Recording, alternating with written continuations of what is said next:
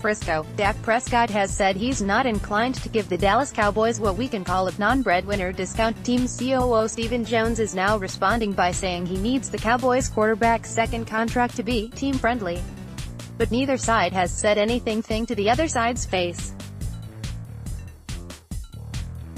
There's two sides to this, Jones told ESPN 103.3.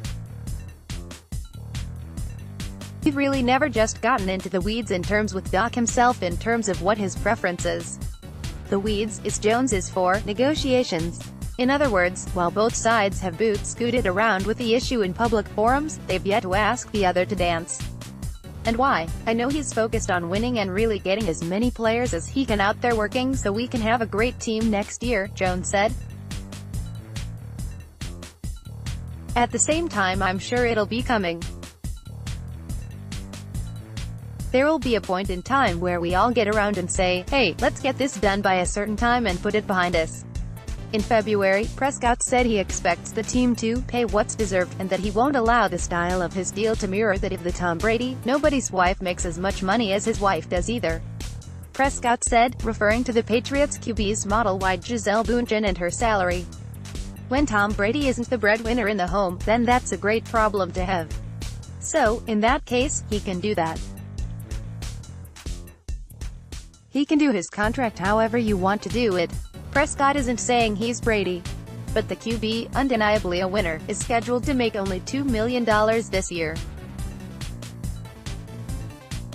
We've speculated in this space that he can be a $140 million man, at $28 mil APY, as long as the Cowboys have contractual escape hatches down the line.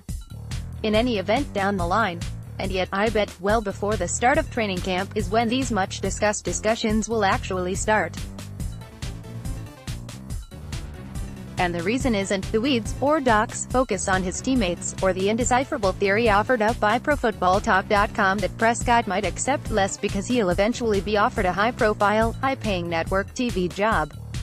Prescott is 25, let's slow our wild thesis roll here, shall we? No, the reason the talks haven't started yet goes back 30 years, to when Stephen was a freshly baked NFL team executive working under his dad, who just purchased the Cowboys, absorbing lessons from Bob Backley's, the late former Dallas top aide, who instructed Stephen that in a negotiation, every time your side is the one who dials the phone first, your side loses money.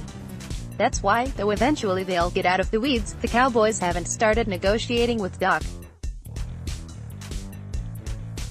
And it's probably why super agency CAA and Todd France have been slow to dial that phone, too.